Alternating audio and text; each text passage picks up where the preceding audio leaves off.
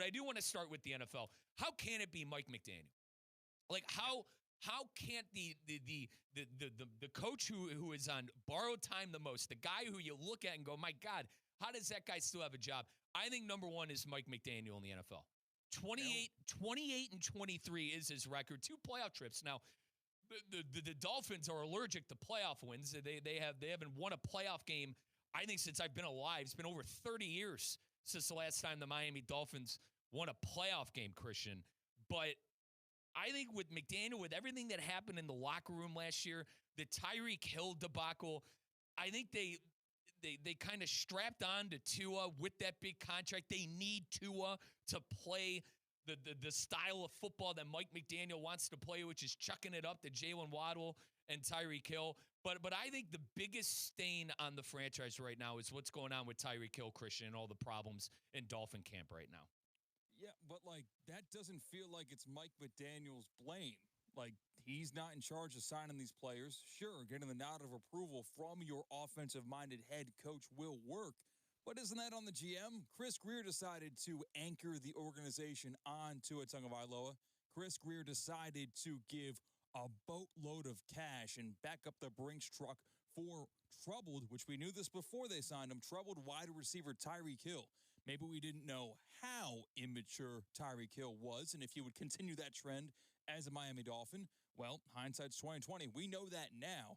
Mike McDaniel did not sign those checks. That was Chris Grier who was making those personnel moves. I can't blame Mike McDaniel. I do not think he's on borrowed time because he has not had the team that he is told to coach healthy.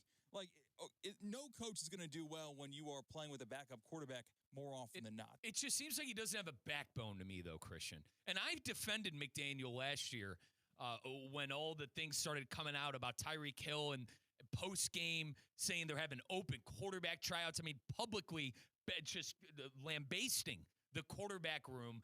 I came to the defense of McDaniel, but it's hard to do it now. It's hard to do now, especially when Tua, the quarterback of the team, calls out Tyreek Hill saying, listen, he's got to repair, in more or less words, folks, I'm paraphrasing, Tyreek has to repair that relationship. And then Tyreek comes out and starts lambasting the running backs, and Mike McDaniel has no backbone. I feel like Tyreek Hill is just doing whatever the hell he wants right now. It's not sustainable. They need to get rid of Tyreek Hill. The issue is no one wants to take on that contract. You mentioned Chris Grier. Christian, I think both of them are tied to the hip. I think Chris Grier, I think Mike McDaniel, those are two guys tied to the hip. If one goes, the other goes. And with Grier, last year, they didn't have an offensive line. They completely just, Chris Grier, the blame I put on Grier is just the lack of kind of getting the offensive line into gear and getting players in there that are, number one, healthy, and number two, having some depth at the position. I feel like if you ask any Dolphin fan, that was an issue last year. The lack of run game. Like with McDaniel, and I call it a gimmick offense, but with McDaniel and his offense that has worked during his time in Miami, you've seen McDaniel go to the playoffs 2 times, but you need to be able to run the football. They were unable to run the football last year, and obviously with the quarterbacks that were, the revolving door of quarterbacks that were in and out of there, I think you could put that stuff on McDaniel. Obviously, when it comes to Tua staying healthy, it's hard to predict that. You can't predict an injury. But Christian, him and Grier signed off on it.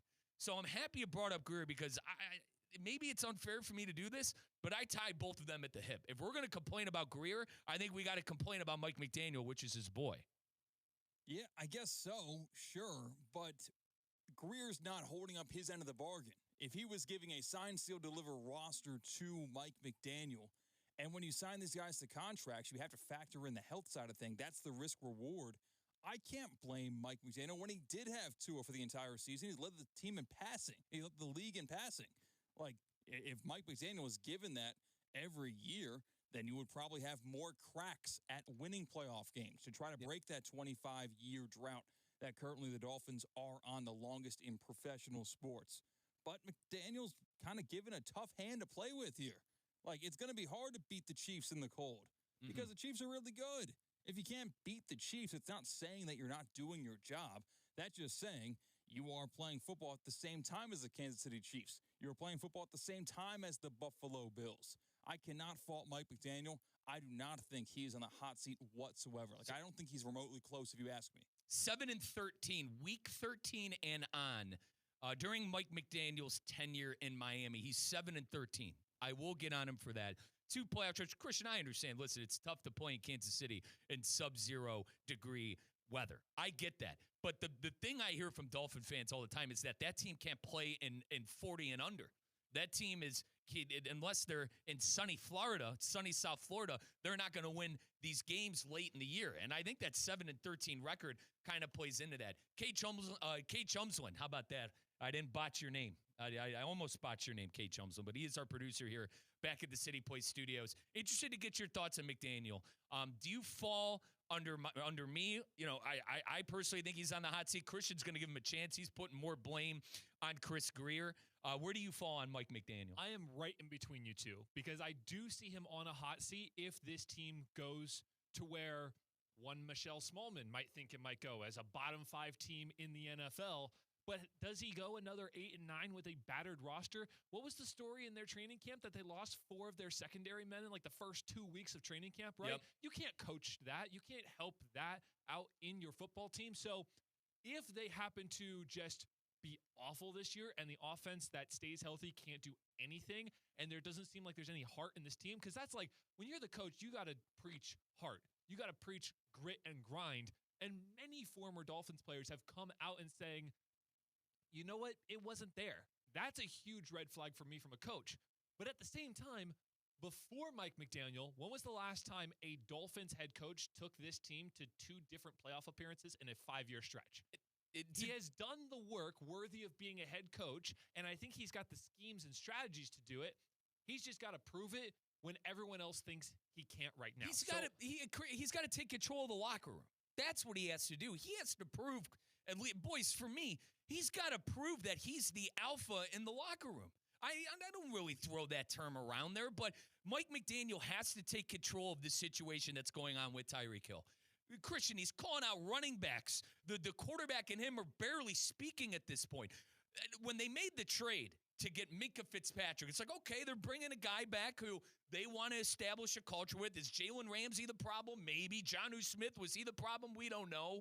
But, like, the move that was made there to bring back Minkah Fitzpatrick was to change the culture in the locker room. The base of the cancer is still there with Tyreek Hill. And, Christian, the comments he's been making, it's not helping Mike McDaniel's case right now. It's not.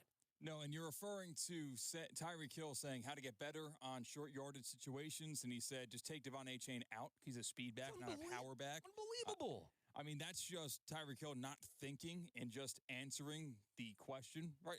Not feeling media trained. He just didn't look prepared to filter what he thought into what he said in front of a microphone. I think it's a problem right there, too. And yeah, I agree. Tyreek Hill is the problem. I think that you see coaches in the NFL be able to cover up the crazy by being a good captain of the ship. Look what Mike Tomlin does. How these guys are just careening into disaster with personalities that are just exploding every sense of the word with what Mike Tomlin has had to deal with for Pittsburgh, and it doesn't necessarily implode into disaster under his watch. We look at it after the fact. These guys are head cases. Chase Claypool, we saw it firsthand in the 305. Right. Isn't worth a damn. It's a good thing he's out of Pittsburgh, where I guess you are right with Mike McDaniel. We are seeing the head cases, and we are seeing them kind of explode before our eyes. But I do got to say, I think going from Jalen Ramsey to Minkah Fitzpatrick with that trade, that's a good step in the right direction in terms of a culture of a locker room, because Minkah was great here. And Cade, I feel like the difference, and I love that you brought up Tomlin, Christian, the difference between McDaniel and Tomlin is that Tomlin is able to handle those personalities. I mean, Antonio Brown, the last time we saw him in the NFL, he had his jersey off and he was walking out of MetLife Stadium. And everyone's like, my God, what a coaching job Mike Tomlin did. Tomlin would be able to handle a personality like Tyreek Hill, in my opinion, unlike Mike McDaniel. Okay. You're bringing up literally one of the greatest coaches of all time. Don't tell a Steeler fan that. A locker room. Hold on. When it comes to handling a locker room, this man's got it locked down. I would like to bring up a fourth party in this conversation. How about Tua Tagovailoa himself? Why doesn't he get control of the wide receiver room? Why doesn't he step up and say something? Hasn't he tried, media? Kate? Hasn't he tried, though, with his comments that he said about Tyreek? I feel like Tua has tried to be active on this situation. Not necessarily in the media. How about literally grabbing a guy's face mask at practice and saying, get your stuff together. We're here